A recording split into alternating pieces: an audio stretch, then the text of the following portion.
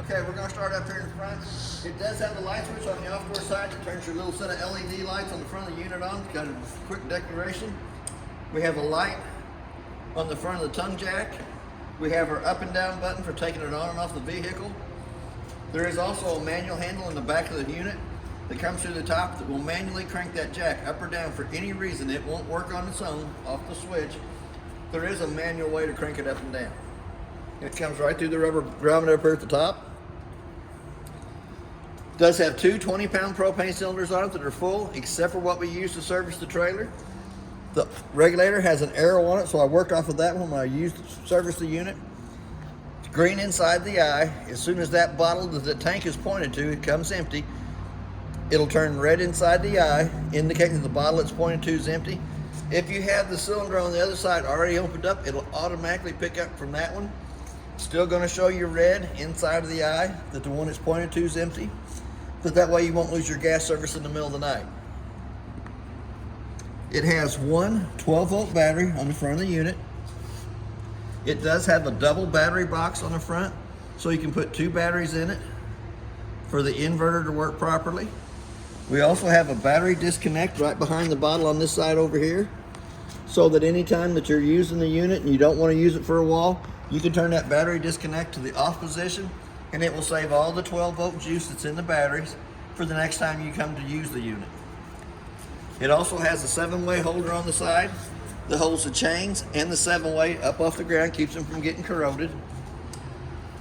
It has holes in the bottom of the gas bottle cover that you can put a bungee cord underneath the metal rack to hold it in place, but it also has the quick disconnect at the top so that you don't have to take the plastic bottle cover off every time you want to get into a cylinder to open it or close it.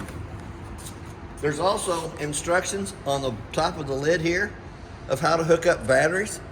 It'll show you how to hook up a single battery, it'll show you how to hook up a double battery, and it'll also show you how to hook up two 6-volt batteries. And that is on the inside of the lid. So you'll never have to worry about how to hook it up. It does have a diagram on the inside of the box that shows you how to hook that up. As we start down this side here, this is your little switch that turns your LED lights on and off. Your front little compartment up here at the top. Does have a little vent here on the side of the unit. This vent on the side of the unit is for the kitchen sink. It helps the kitchen sink drain properly. We have our quick drop jacks on all four corners. There's going to be a video in there with that shows you the proper way to use those. Our termination valve here in the front is a 3-inch valve. It is for the kitchen sink water only. As we come back along the trailer, lug nuts on the trailer have been torqued at 100 foot-pounds. That's what's recommended on the side. They do have 65 pounds of air in each one of the tires because it does have a tire monitoring system on it. I'll show you that when we get to the inside. As we come back, the first connection here in the back is the outside of the furnace. It's going to suck cold air in the bottom, hot air at the top. I always suggest putting a mud dauber screen over the outside of the furnace for the simple fact, once it's been lit on propane, for some reason, them little mud daubers, they love that smell. They go in there, they build their little dirt nest on the inside of your chambers, which cuts your airflow down and makes your furnace cycle in properly. So that little $20 investment is really worth its weight in gold. Right down below that, we have our second termination valve. There is a gray handle and a black handle. The gray handle is your bathroom sink and your shower water. The black handle in the back is the toilet water. It is the bigger one. And it also has a black tank flush on the unit. I'll have to show you it when we get around to the back side of it. But we have our freshwater drain is a 2-inch white valve just underneath the skirting there. We're going to go into the outside of the hot water heater. It has two little gray caps that are for the low water drain points up in the front on the other side of the unit. I'll show you where they go when we get around to that. It does have an anode rod that is your drain plug for the hot water heater for draining the water out of it. An anode rod also, the anode rod draws the impurity out of the water to it, causes the rod to eat up. Anytime the steel rod in the center is showing it's time to replace it. The unit has been blowed out after the water system went through. We blow the water lines out. removed the anode rod and left it out because it'll always leave about that much water in the bottom of the hot water heater that I want you to let air dry. We got our fresh tank fill up here at the top where you can stick a garden hose in it, turn water pressure on to it, close your 2-inch white valve down at the bottom and let the fresh tank fill. We also have our city water connect here at the front that you can hook to with a water hose and regulator and never have to fill the tank, work right off the water pressure going to that city water connect. The connection in the back is for the winterizing mode. You can hook a garden hose to that, put it down in a gallon of antifreeze, turn the pump on the inside, and it sucks antifreeze from the antifreeze jug through the whole system of the unit. This is your power cord. Goes on, makes a quarter of a turn. Blue light indicates that it does have power coming through it. On the opposite end of the power cord, it has a blue light on it showing that it has power coming through it. As we come around to the back, it does have a ladder for going up and checking the roof. The roof is the life expectancy of the trailer. Really need to check the roof every 90 days. You don't have to seal it every 90 days, but the quicker you can find a problem with the roof and fix it, the better off you are. Excuse me. It is prepped for a backup camera up top. The little round circle here at the top is your black tank flush that you can hook to with a water hose and a regulator when you're dumping your holding tanks. Helps kind of clean out more of the toilet paper and debris out of the inside of the black tank. Right down below it, they give you an outside shower that gives you hot and cold running water back here. We're going to go into this little compartment here. There's several little things in here. Here's the hose for the outside shower. 2 manual crank handles. The little one is for the tongue jack up on the front that goes down through the top of the jack that will manually crank it up or down for any reason it won't work off the switch. This one here does your quick drop jacks on all 4 corners and also does your spare tire. The spare tire is mounted underneath the trailer. This is the box the grill come in. We're going to throw it off to the side. There is an extra set of jumper cables for the batteries. There's a water filter that goes on your water hose before it comes into the unit. There's also a toilet paper holder in there and a towel rack that goes into the bathroom. We're going to set it off the side. And if we look off here to the left-hand side, excuse me, we can see the 2 valves on the back of the hot water heater are in the bypass situation. So it blows around the circle without filling the hot water heater. When you get ready to put water into the hot water heater, those 2 white valves get pointed towards the back of the hot water heater, which will allow the cold water to go in the bottom, hot water to come out the top. And if we come to the left-hand side of that, we can see our water pump. It's the same way. It has a bypass valve to the left of it that is in the winterizing position. Now, when you get ready to put water into the fresh tank, you'll turn that valve the opposite way. That way the water pump and filter will pull from the fresh tank through the water system. I still have to put the screws back in the panel that keeps it hid. The top of the griddle sitting in this box here, and it does have a solid foot for the front tongue jack. It does have a roller wheel on the front of it right now, but it does have a solid tongue jack foot if you wanted to put it on. So I'm going to leave this sit right here. We're going to step right on around it. We're going to come out. It does have an outside 2-burner cook stove and an outside grill. The cook stove itself, turn it up to where it says highlight position for the light. It's probably better to use a long lighter to light those. But it'll light. It doesn't have an igniter on it. You have to light it with a long lighter or match. But as you can see, both burners burn, so I'm going to turn them right back off. It does close up. Closes back in here, slides back underneath the rack. Disconnect the hose, and this will slide, the table slides back in. But right after that, we're going to come up. It does have an outside griddle. The top to the griddle is over there in the back of the unit. It does have its own separate hose that connects it. When you come up to it, you push in on the knob, turn it sideways. Sometimes it doesn't light the first time. You leave it run for about a minute, click it back off and relight it. It should light right up. As you can see, the flames are burning pretty good. The griddle's going to set up on the top. It does have a table that sits off to the right-hand side of it for your beverage, your barbecue stuff. It does have a grease tray that catches the grease. And it does have a 110 outlet in behind it. In case you wanted to put your radio out here on the table, listen to the radio while you're barbecuing. Here again, the lug nuts on the trailer has been torqued at 100 foot-pounds. Tires are rated to pressure, which is 65 PSI on the side of the tire. It does have 2 outside speakers. It does have a hood range up here in the front. For the hood range to work properly, the 2 tabs have to be lifted up. Allows that little flapper to flap. But in travel, you'll want to push it back down, lock it back into place. In travel, we're going to come up to the very front. All the outside compartments have magnets that holds them up out of the way. It does have an outside refrigerator. It does have controls for it in the upper right-hand corner. But it also has a switch on the left-hand side to turn the refrigerator on and off, because it is 12 volt. So it does have to have a switch to turn it on and off. The 2 gray black plastic clips that was in the back by the water heater go on the 2 low water drain points here. There's 2 little lines right there. The red is the hot side of the water system. The blue is the cold side of the water system. Here again, we're going to go ahead and shut this back down. When you come to the front door, it does have a holder to hold it in place, but the steps are usually in the up position, locked into the door frame itself. So you'll grab the blue handle, pull it loose, pull the steps loose. There's a button underneath each one of the legs, 15 to 18 slots in the legs for adjustment. Once you got the trailer on site and level side to side, you'll want to bring it back out. The main thing is it has to lay flat in the threshold so the steps fit on properly and the door above it closed properly without dragging.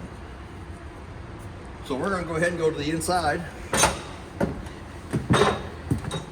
As we step up into the unit, it does have a working fire extinguisher on the left-hand side. It's got a GFCI outlet right above it that runs all 7 of the outlets on the inside of the trailer. There is 2 keys on that countertop right there. 1 purple key does the lock and deadbolt on the front door and does all your outside compartment keys. It's what they call a key alike. 1 key works everything. So we're going to come right back over here to the right-hand side. The very tip top one is your solar panel reading. Tells you what the solar panels are putting out to the battery. It'll also show you that it's full. Puts out 13.6. And at least it'll even tell you the temperature, 43 degrees outside. Do have another refrigerator switch right down below it that runs your main refrigerator up in the front, since it is 12 volt. It has the Power Pro. Here, I'm stuck. It gives you the Power Pro control panel, monitor panel.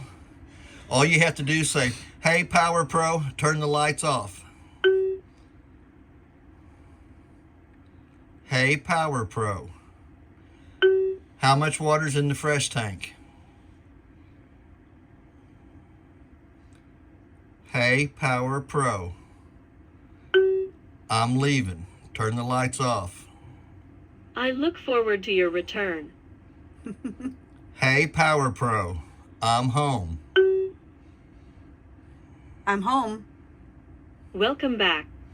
Turns the lights back on and off for you. It'll also tell you the reading that's in the tanks. It'll show you how much reading is in the battery, the fresh tank, the gray tank, the black, and the second gray tank is your kitchen sink water only. Right down below that, it has a hot water heater on electric and a hot water heater on gas.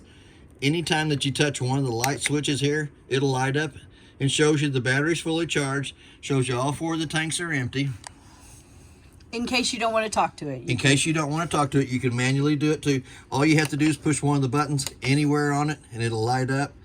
It does have an extend and a retract button for the awning or the slide room right down below it. It has a select button to select which one you want. Let's say we're going to the slide room. Okay, so say we're going back to the awning. It does have an extend and retract button on it. There is several little videos that you can watch on the Power Pro system. Just program them, take pictures of them on your phone, and it will give it on your phone exactly what everything does. And the big thing is when you talk to it, when you say, "Hey, Power Pro," You have to wait for that ding. Yep, you have to wait for the ding and the light to come back on when you say it. And that means the microphone's on and you can talk to it. Here again, we're going to go right down below that. While we're standing here, we might as well go through the breakers from the left to the right, exactly what they are. They are marked, and all your car fuses on the right hand side are marked from the top to the bottom exactly what those are. It shows you up here at the top, shows you down here what the breakers are. Green light indicates it's a go. So I'm going to let that sit. We're going to come right back above here. There is a pretty good sized cabinet space up above the refrigerator. Does have some more of those little pictures that you can take with your phone and gives you more information, probably a little better English, a little better explained than what I'm doing. It does have a light for the stovetop and a fan. For that fan to work properly, the two tabs on the outside vent have to be lifted up, allows that vent to flap. We're going to come back down to the stovetop. Does have a glass stovetop on it that gets pulled up 2 times up out of the way. Does have a little button on the right hand side that illuminates the valves so that when you turn them on, automatically lights. You let it run for just a minute. No igniter needed. That's no igniter needed. Ignites itself. But if you don't leave it lit long enough, they do have a thermocouple on the right hand side of each one of them that has to heat up to a certain temperature before the flames will stay on. So we're going to turn them right back off. We're going to go down into the oven. If you flip that little switch on the right hand side to the bottom position, it does have a light inside the oven, but you can do it the same way. Oh, you don't have to light this either. No, you just push the button down, hold it for a minute. It takes it a little bit longer for the pilot to light since it does have to come down to the bottom of the stove.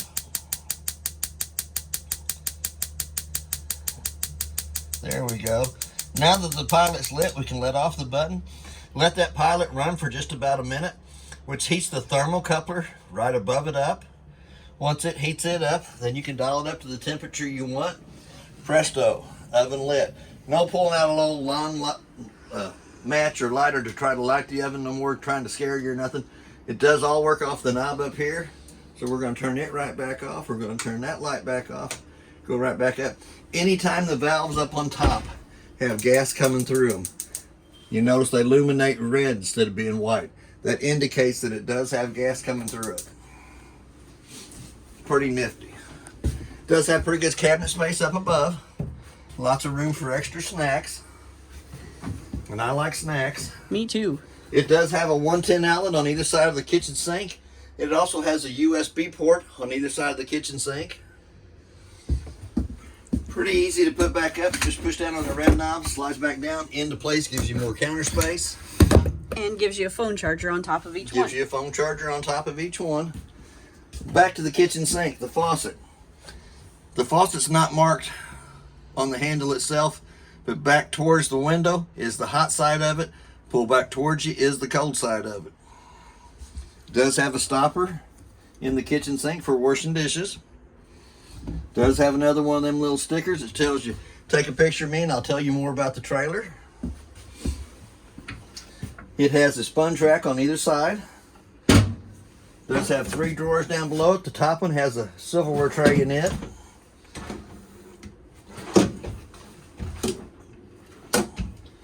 Pretty good sized cabinet space underneath there. Extra cleaning supplies, towels, whatever you want to put in it. Does have a standard microwave in it, which is great for warming my lunch up the other day. And right down below it, it does have a switch for the inverter. If you push in on the switch and hold it for just a minute, it goes through the settings on it. It'll also tell you what the battery's putting out to the outlets in the unit. 118 volts. We're going to go ahead and turn that right back off because we are plugged into a 110 cord. Once it goes back off, we're going to come up to the refrigerator. Refrigerator has a travel lock on it that holds the doors in place. But once we go into it, it has a 1 to 7 settings on here. Here again, if you'll notice, there's no light in it. It does have a switch here by the door that turns it on and off. Turn the switch on. Presto, we got the light inside. Also, the cleaning guy don't like me to leave it on because it keeps moisture inside of it. Pretty good sized cabinet space up above here. More snacks. Does have a tabletop. Tightens up right here. You can also move it to where it swivels around to this side here so you can eat off of it. Does have a turn knob down at the very bottom so you can take it off, pull that up out of there. Gives you more couch space. 2 remotes for the TV. The little remote will do the TV by itself. It's going to tell you, let's go to live TV. Regulations are job killers. Excuse me. I got 44 channels on the TV yesterday, working off the booster in behind it and the antenna mounted to the top of the trailer. 42 channels, and it comes in pretty clear. For more power. Little remote just does the TV. The bigger remote has the stereo, which is in the bottom end of the TV for turning it on and off. So, and you can also play the speakers on the outside. We'll turn the speakers back off on the outside. But you have your sound bar at the bottom for your stereo that works off the speaker for the TV and the outside speaker. This remote will do both. It'll do the TV and the stereo. Pretty fancy. We're coming into the bathroom. On the right hand side of the bathroom sink there is a 110 outlet that is also GFI protected by the outlet by the front door. In your shower you have the water saver on the shower itself, so that once you've got wet you can turn that button to the down position, lather up, turn it back on, and the water should come back to the same temperature that it was when you shut it off. It has a single foot flush on the right hand side of the toilet. It even has one of them little scan me's on it that tells you how to operate the toilet. It's pretty simple. Fill it about halfway full, do your business in it, push down on the pedal, dumps, push down on the pedal, let water back into it for the next time it's going to be used. Does have a vent in the ceiling. Has a locking mechanism on it. You have to pull it down, manually crank it open. It does have a max air vent over the top of it so you can leave it on when it is raining. 4 speeds on the fan. There's the slow. Now that's going to be the high. Let's turn it back to the low one. Number 2 speeds up a little more. Number 3, and then number 4 is the maximum. Also has a vent off to, or button off to the right hand side of that. They can turn the fan on. You can still leave the vent open while it's raining, and it'll vent, let's say, smoke from the inside to the outside. And that's what you're going to smoke in the unit. Or steam from your shower. Or steam from your shower. But it will pull the whatever's on the inside that you want out through that. Here again, the faucets in the bathroom are marked hot and cold. Hot's towards this side, cold's towards that side. Same way on your shower down at the bottom. It's just like the one you have at home. Your hot water is going to be on the left side. Your cold water is going to be on the right side. This is the only room that the Light Power Pro don't turn on. It does turn on by hand on the right hand side of the toilet. We're going to come back to the thermostat. We're going to turn that on. Hit that mode button a second time. You can dial it up for the cool, or you can dial it up for the heat. Hit that mode button again. Your temperature setting set at 70 degrees. It's 41 degrees in the unit. Furnace automatically comes on. When you get ready to shut it off, you'll push that mode button one more time. Brings you back down to the heat side of it. You can turn it to the cold, or you can turn it off. When you hit the off, it's going to ask you about the fan, and it's going to kick the fan off too. But it tells you the temperature of the room that's in, what the room temperature is inside, and then what you set it to is off on the right hand side of that. Here again, we're going to come back in. We have a pretty good sized cabinet space up above for extra blankets, pillows. We have the slow rising shades on all the windows. They do have a little handle in the center that cranks the, I call them jealousy windows because they only open up so far in the very back. But it also has a fire escape window on the off door side. Pretty simple to use it too. Red handle comes up, goes all the way through the bottom of the window frame. Red handle here pulls the screen loose so that you can access out that side there. Does have the slow rising shades. We're going to lift the handle back up, pull it back in, lock it back down in place, pull this down. Does have a half bed right above the master bed that you can also push up out of the way. Gives you more room on the master bed. Pull it back down.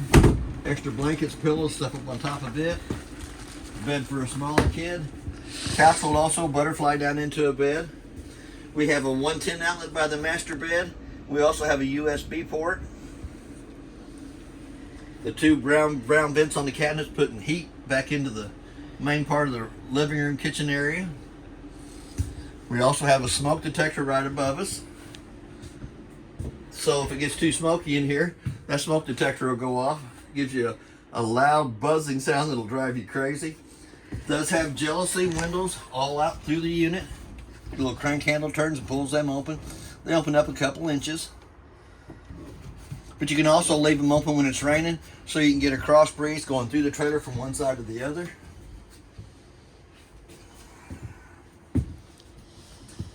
Almost forgot it. It does have a carbon monoxide LP detector. Gives you that annoying little sound. Drives you crazy. Should do it one more time. That's the carbon monoxide side of it. Anytime it goes off, according to the stickers that's on it, it tells you to step out of the trailer, get fresh back air into your body, come back in, you can use it. See, sometimes it's because somebody's left one of the burners on the stove without it being lit, bringing propane into it. Some of it can be from running a generator on the outside. Sometimes it's cleaning products. Sometimes it's cleaning products. Pledge will do it too. Lysol. Yep. We're going to come back to the AC. It does have a filter on either side. I do know that anytime the cleaner the filters are, the more efficient the air conditioner will run. So you can pull the little filters out, clean them with soap and water, blow them out with an air hose, put them back in. The air conditioner vents out either side, front and back. That is basically everything on your unit. If you have any questions, I'll try to answer them best that I can. And thank you for your time.